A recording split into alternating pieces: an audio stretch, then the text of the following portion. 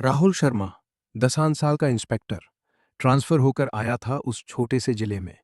नाम था चंद्रपुर। कोई खास जगह नहीं, बस एक पुराना कलेक्ट्रेट, कुछ सरकारी क्वार्टर और शहर से बाहर जंगल की किनारे पर वो सर्किट हाउस। लोग कहते थे, सर वहां मत रुकना, वो जगह सालों से बंद पड़ी है। लेकिन राहुल हंसा। भूत प्रेत में यकीन नहीं करता भाई। सरकारी ऑर्डर है, वहीं ठहरना है। रात के 19 बजे जब उसकी जीप सर्किट हाउस के गेट पर रुकी तो बारिश शुरू हो गई थी। पुराना लोहे का गेट चरमराता हुआ खुला। ड्राइवर ने सामान उतारा और जल्दी से भाग गया। सर मैं सुबह आऊंगा कहकर। राहुल ने टॉर्च जलाई। इमारत पुरानी ब्रिटिश टाइम की थी। 2 मंजिला, लकड़ी की बालकनियां, दीवारों पर नमी के धब्बे। अंदर घुसते ही सर्द हवा का झोंका आया, जैसे कोई सांस उसके चेहरे पर फूंक रहा हो। हॉल में एक बड़ा सा चित्र टंगा था, किसी अंग्रेज अधिकारी का, लेकिन चेहरा इतना फीका पड़ चुका था कि सिर्फ आंखें साफ दिख रही थीं। राहुल ने बैग रखा और रसोई की तरफ गया। खाना बनाने वाला रामू काका पहले से ही वहां था, बूढ़ा, झुर्रियों वाला, आंखें हमेशा नीची। सर रात को कमरा नंबर 1 में मत सोना, रामू काका ने धीरे से कहा। क्यों? राहुल ने पूछा। वहां वो आता है। राहुल ने मजाक उड़ाया और कमरा नंबर 1 ही चुन लिया। सबसे बड़ा, सबसे आरामदायक।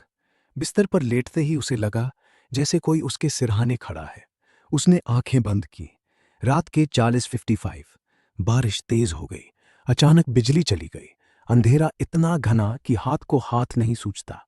राहुल ने मोबाइल की टॉर्च जलाई। तभी दूर से आवाज आई, धड़ाम धड़ाम धड़ाम, जैसे कोई भारी चीज फर्श पर गिर रही हो। फिर खींचने की आवाज, जैसे कोई बिना सिर का शरीर अपनी गर्दन को जमीन पर घसीट रहा हो। राहुल उठकर बैठ गया। दिल जोरों से धड़क रहा था। कौन है? उसने चिल्लाया। कोई जवाब नहीं। फिर आवाज आई, बहुत पास से, जैसे उसके कान के पास कोई फुसफुसा रहा हो। मेरा सिर, कहाँ है मेरा सिर? राहुल ने टॉर्च घुमाई। कमरे में कुछ नहीं, लेकिन दीपवार पर छाया, लंबी, बिना सिर की छाया, गर्दन से खून टपकता हुआ, जैसे अभी अभी कटा हो। वो छाया धीरे धीरे उसकी तरफ बढ़ी। राहुल पीछे हटा। उसका पैर बिस्तर से टकराया और वो गिर गया। मोबाइल हाथ से छूट गया। अंधेरे में सिर्फ वो खींचने की आवाज आ रही थी। खिस, खिस, खिस, जैसे कोई उसके करीब आ रहा हो। अचानक बिजली आ गई। कमरा खाली था, लेकिन बिस्तर के पास खून के निशान, ताजा, और बीच में एक कटा हुआ सिर का निशान, जैसे किसी ने जोर से दबाया हो। राहुल का गला सूख गया। उसने रामू काका को बुलाया। रामू काका आया तो उसके चेहरे का रंग उड़ चुका था। सर, वो सर कटा है। 1947 में यहां एक अंग्रेज अफसर था। विद्रोह के समय उसके अपने ही सिपाहियों ने सिर काट दिया था। सिर तो मिला नहीं, लेकिन शरीर, वो आज भी यहीं घूमता है, सिर ढूंढता है। जो भी इस कमरे में सोता है वो उसे अपना सिर समझ लेता है। राहुल हंसा, लेकिन हंसी में डर था। बकवास है, मैं पुलिस वाला हूं। रामू काका ने सिर्फ सिर हिलाया और कहा, कल सुबह तक जिंदा रह गए तो बात करना। रात के 2 बजे राहुल सो नहीं पा रहा था। हर बार आंख बंद करते ही वो फुसफुसाहट सुनाई देती, मेरा सिर, दे दो मेरा सिर। तभी खिड़की के बाहर से आवाज आई, टक, टक, टक। कोई उंगलियां खिड़की पर टका रहा था। राहुल ने देखा, बाहर बारिश में एक साया खड़ा था, लंबा कोट, लेकिन ऊपर कुछ नहीं, सिर्फ खाली गर्दन, और उसमें से खून की धार बह रही थी। साया ने हाथ उठाया और खिड़की पर लिखा, खून से, तुम्हारा सिर अच्छा है। राहुल चीखा और पीछे हटा। जब उसने फिर देखा, साया गायब था, लेकिन खिड़की पर वो लिखावट अभी भी थी और खून टपक रहा था अंदर की तरफ। उस रात राहुल ने कमरा बंद कर लिया, लेकिन सुबह जब सूरज निकला तो उसने देखा उसके बिस्तर के नीचे एक पुराना सड़ा हुआ सिर का खोपड़ा पड़ा था। आंखों की जगह खाली, गड्ढे, लेकिन मुस्कुरा रहा था, जैसे उसे मजा आ रहा हो। राहुल ने उसे उठाया तो खोपड़े की आंखों में अचानक रोशनी जागी और वो फुसफुसाया, आप, तुम्हारी बारी। स्टोरी अभी जारी है। राहुल अब क्या करेगा? क्या वो भाग पाएगा या सरकटा उसे अपना नया सिर बना लेगा? भाग दो, पीछा। राहुल ने वो खोपड़ा जोर से फेंक दिया। वो दीवार से टकराया और फर्श पर गिरकर लुढ़कने लगा। हर लुढ़कने के साथ एक हल्की सी हंसी गूंजी, जैसे कोई बच्चा खेल रहा हो। ये क्या बकवास है? राहुल चिल्लाया और कमरे से बाहर भागा। सीढ़ियां उतरते वक्त उसका पैर फिसला, गिरते गिरते बच गया। नीचे हॉल में रामू काका खड़ा था, हाथ में एक पुराना लालटेन। उसकी आंखें डरी हुई थी। सर, आपने उसे छुआ? हाँ, और वो बोल रहा था। रामू काका ने सिर हिलाया। जो उसे छू लेता है वो अब उसका हो जाता है। आज रात वो आपको अपना सिर समझ चुका है। राहुल ने फोन निकाला। Signal 0, battery 70%। उसने डायल डायल किया। सिर्फ एक आवाज आई, मेरा सिर, कहाँ है मेरा सिर? फोन अपने आप बंद हो गया। राहुल ने रामू काका से कहा, गाड़ी बुलाओ, मैं यहां नहीं रुक सकता। रामू काका ने धीरे से जवाब दिया, सर, गाड़ी वाले को कल सुबह आने को कहा था। रात में कोई नहीं आता यहां। बारिश अब तूफान बन चुकी थी। बिजली हर 10 सेकंड में कड़क रही थी। राहुल ने तय किया, वो दूसरी मंजिल पर किसी और कमरे में सोएगा। कमरा नंबर 7, सबसे दूर वाला। जब वो ऊपर पहुंचा तो गलियारे में रोशनी जल रही थी, लेकिन सिर्फ एक बल्ब, बाकी सब अंधेरे में। उसने कमरा नंबर 7 का दरवाजा खोला। अंदर पुराना फर्नीचर, एक बड़ा सा आईना और दीवार पर एक और पुराना चित्र, उसी अंग्रेज अफसर का। लेकिन इस बार चित्र में सिर नहीं था, गर्दन कटी हुई और खून की पेंटिंग नीचे तक बह रही थी। राहुल ने दरवाजा बंद किया और कुंडी चढ़ा दी। रात के 3:15 बजे वो बिस्तर पर लेटा था, आंखें खुली। नींद नाम की चीज नहीं आ रही थी। तभी आईने में कुछ हिला। राहुल ने देखा, आईने में उसका अपना चेहरा नहीं था। आईने में एक बिना सिर का शरीर खड़ा था। उसी का शरीर, वही शर्ट, वही पैंट, वही जू, लेकिन गर्दन के ऊपर कुछ नहीं, और उस खाली गर्दन से खून की धार बह रही थी। शरीर ने हाथ उठाया और आईने के अंदर से राहुल की तरफ इशारा किया। फिर आईना अपने आप हिलने लगा। कांच के अंदर से वो आवाज आई, तुम्हारा सिर मुझे दे दो, अच्छा सिर है। राहुल चीखा और आईने की तरफ लैंप फेंका। आईना टूट गया, टुकड़े टुकड़े होकर फर्श पर बिखर गए, लेकिन हर टुकड़े में वही बिना सिर वाला शरीर दिख रहा था और हर टुकड़ा अलग अलग दिशाओं में मुस्कुरा रहा था। राहुल ने दरवाजा खोलकर भागने की कोशिश की, लेकिन दरवाजा नहीं खुला। कुंडी अंदर से बंद थी, फिर भी जैसे कोई बाहर से पकड़े हुए हो। तभी फर्श पर खून के निशान बनने शुरू हो गए, पैरों के निशान, बिना जूतों के। धीरे धीरे उसके बिस्तर की तरफ आ रहे थे। खिस खिस खिस। राहुल दीवार से सटकर खड़ा हो गया। उसकी सांसें तेज हो गई। निशान अब सिर्फ 2 कदम दूर थे, फिर 1 कदम, फिर निशान रुक गए। अचानक उसके ठीक पीछे, गर्दन के पास, गर्म सांस महसूस हुई। कोई उसके कान में फुसफुसाया, मैं तुम्हारे पीछे हूं। राहुल ने झटके से मुड़कर देखा, कुछ नहीं, लेकिन उसकी गर्दन पर 2 लाल निशान बन गए थे, जैसे किसी ने उंगलियां दबाई हों। उसने भागकर बाथरूम में घुस गया और दरवाजा बंद कर लिया। अंदर आईना था। उसने देखा, उसकी गर्दन पर निशान बढ़ रहे थे, खून रिस रहा था और निशानों के बीच में धीरे धीरे अक्षर उभर रहे थे, मेरा सिर, अब तुम्हारा सिर। राहुल ने पानी का नल खोला। पानी की जगह खून निकलने लगा, गाढ़ा गर्म खून। नाले में बहता हुआ खून एक आकार बनाने लगा, एक सिर का। आंखें खुली, मुस्कुराई, राहुल, बाहर आओ, खेलते हैं। राहुल पीछे हटा।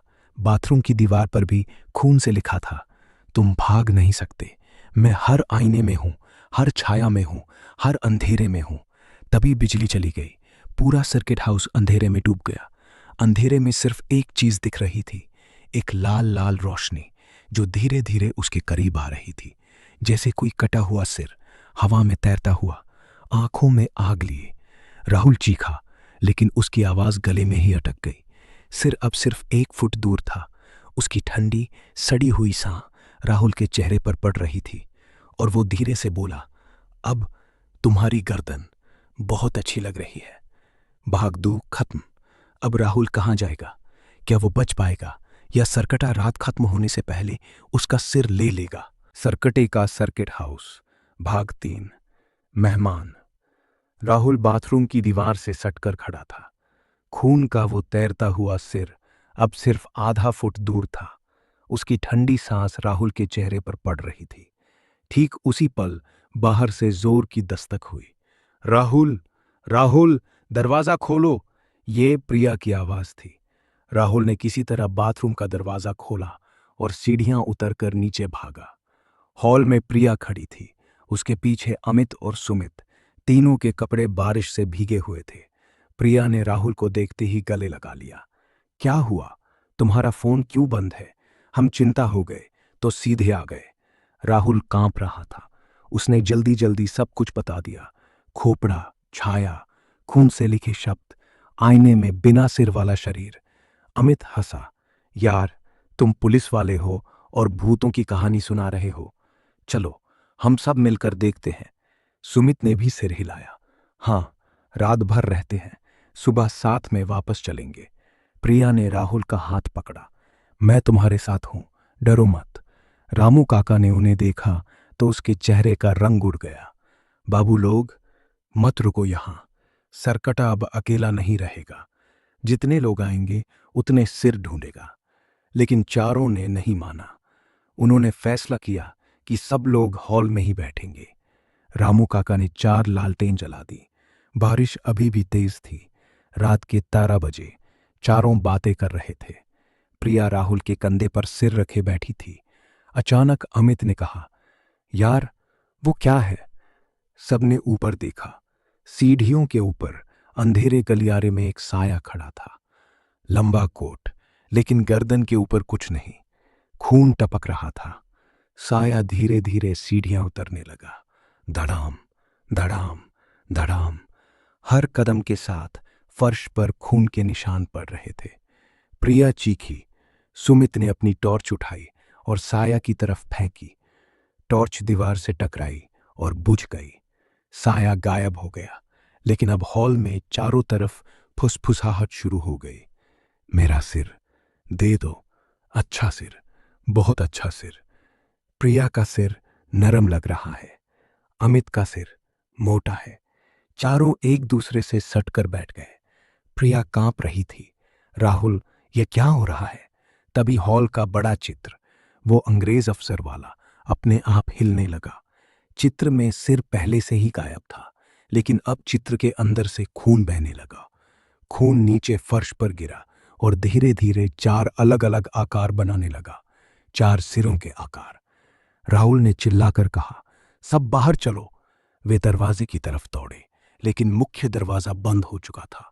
कुंडी बाहर से लगी हुई थी। अमित ने जोर लगाकर खींचा, लेकिन दरवाजा नहीं हिला। सुमित ने पीछे मुड़कर देखा। प्रिया अब दीवार से सटी खड़ी थी।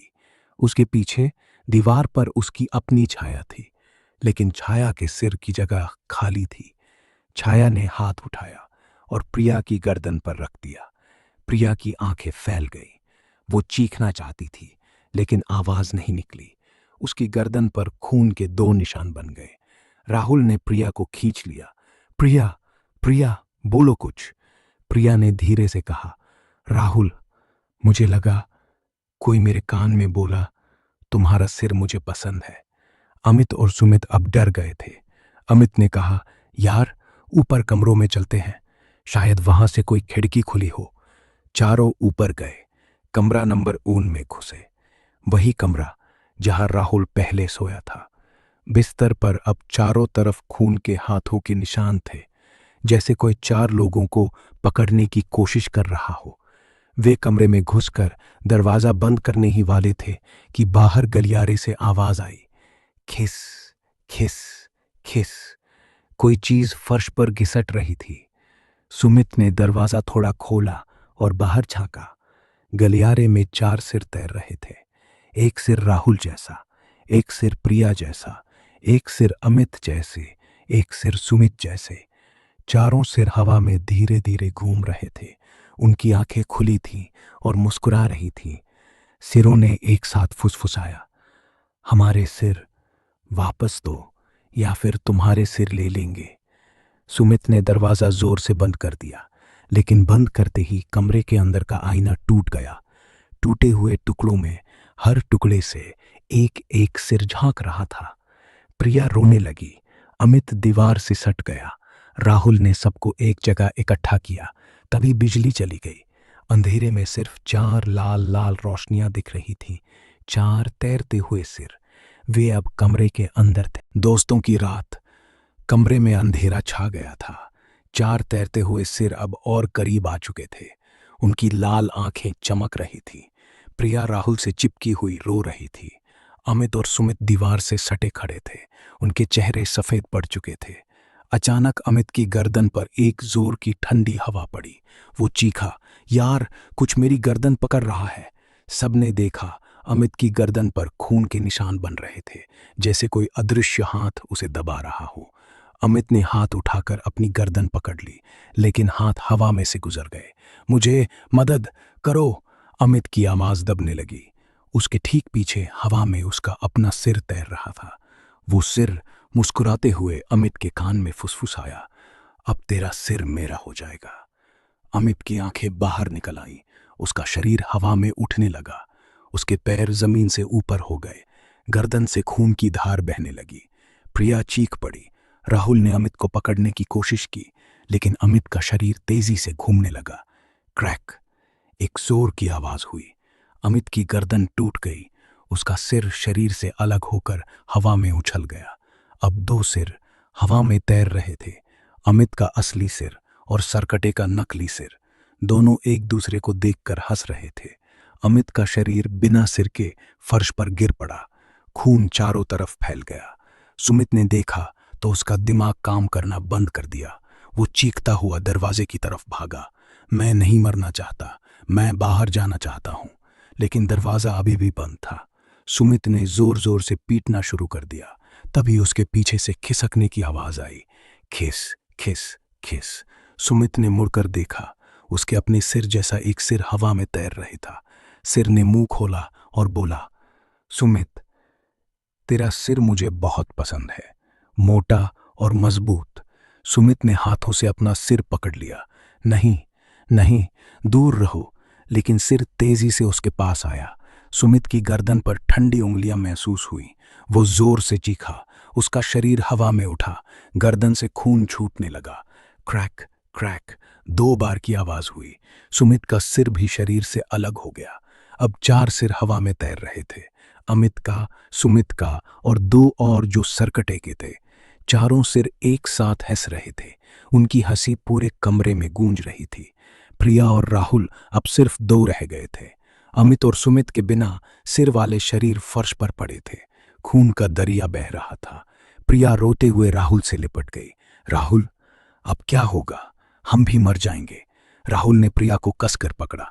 नहीं, हम बचेंगे किसी तरह। लेकिन चारों सिर अब उनकी तरफ घूम रहे थे। उनकी लाल आंखें चमक रही थी। एक सिर अमित वाला बोला, अब तुम दोनों की बारी। दूसरा सिर सुमित वाला हंसा। प्रिया का सिर बहुत नाजुक है। राहुल का सिर पुलिस वाला मजबूत है। तीसरा सिर धीरे से फुसफुसाया, रात अभी खत्म नहीं हुई। भाग 4 खत्म। सरकटे का सर्किट हाउस। भाग 5 आखिरी रात। कमरे में खून का दरिया बह रहा था। अमित और सुमित के बिना सिर वाले शरीर फर्श पर ऐसे पड़े थे जैसे कोई खिलौने फेंक दिए गए हों। प्रिया राहुल की छाती से चिपकी हुई कांप रही थी। उसकी सांसें इतनी तेज थीं कि लग रहा था वो अभी बेहोश हो जाएगी। चारों तरफ हवा में 5 सिर तैर रहे थे। अमित का, सुमित का, प्रिया का नकली सिर और सरकटे के 2 और सिर। सबकी आंखें लाल थीं। सब मुस्कुरा रहे थे। उनकी हंसी दीवारों से टकराकर वापस आ रही थी। राहुल ने प्रिया को और कसकर पकड़ लिया। उसकी आवाज कांप रही थी, लेकिन उसमें एक नई ताकत थी। प्रिया, सुनो, मैं तुम्हें बचाऊंगा, चाहे मुझे अपनी जान क्यों न देनी पड़े। प्रिया ने सिर उठाया। आंखों में आंसू थे। नहीं राहुल, हम दोनों साथ निकलेंगे, प्लीज। लेकिन सरकटे का असली सिर अब सबसे आगे आ गया था। वो हवा में धीरे धीरे घूम रहा था। गर्दन से अभी भी ताजा खून टपक रहा था। सिर ने मुंह खोला और एक लंबी सड़ी हुई आवाज निकाली, राहुल, तुम्हारी गर्दन बहुत मजबूत है, लेकिन प्रिया की गर्दन नाजुक, मुलायम। पहले उसका सिर ले लूंगा, फिर तुम्हारा। प्रिया चीखी। उसका शरीर फिर से हवा में उठने लगा। राहुल ने दोनों हाथों से प्रिया की कमर पकड़ ली। नहीं, प्रिया को छोड़ दो। लेकिन प्रिया का शरीर ऊपर उठता जा रहा था। उसकी गर्दन पर अदृश्य उंगलियां दब रही थीं। प्रिया की आवाज दबने लगी। राहुल, दर्द, बहुत दर्द। राहुल ने चारों तरफ देखा। कमरे में एक पुरानी लकड़ी की अलमारी थी। उसमें से एक पुराना जंग लगा हुआ तलवार जैसा चाकू निकाला, शायद ब्रिटिश टाइम का। उसने चाकू को कसकर पकड़ लिया। उसके हाथ कांप रहे थे, लेकिन आंखों में फैसला था। सरकटा, सुन ले, राहुल चिल्लाया। तुझे मेरा सिर चाहिए ना, तो ले ले, लेकिन प्रिया को छोड़ दे। मैं अपनी गर्दन तुझे देता हूं। सभी सिर एक साथ हंसे। प्रिया वाला नकली सिर बोला, राहुल, प्यार दिखा रहा है, कितना अच्छा, लेकिन मैं दोनों सिर लूंगा। राहुल ने प्रिया को जोर से नीचे खींचा। प्रिया फर्श पर गिर गई। राहुल ने खुद को सरकटे के सिर के सामने खड़ा कर लिया। उसकी गर्दन पूरी तरह सामने थी। ले, आजा, मेरा सिर ले ले, लेकिन प्रिया को मत छू। मैं तुझे अपना सिर दे रहा हूं, स्वेच्छा से। सरकटे का सिर रुक गया। उसकी लाल आंखें चौड़ी हो गई, जैसे उसे यकीन नहीं हो रहा हो।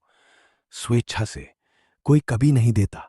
राहुल ने चाकू अपनी गर्दन के पास रख लिया। देख, मैं काट रहा हूं, तू प्रिया को छोड़ दे, वरना मैं खुद काट लूंगा और तुझे कुछ नहीं मिलेगा। प्रिया चीखी, राहुल, मत करो, प्लीज। लेकिन राहुल ने मुस्कुराकर प्रिया की तरफ देखा। प्रिया, तुम मेरी जान हो, तुम बच जाओ, मैं खुद से मर जाऊंगा। याद रखना, मैं हमेशा तुम्हारे साथ हूं। सरकटे का सिर अब राहुल के ठीक सामने आ गया। ठंडी सांस राहुल के चेहरे पर पड़ रही थी। सिर ने कहा, ठीक है, मैं लेता हूं, लेकिन धीरे धीरे, ताकि प्रिया देखे। राहुल ने आंखें बंद नहीं की। वो प्रिया को देखता रहा। उसने चाकू को अपनी गर्दन पर रखा और धीरे से दबाया। खून की पहली धार बहने लगी।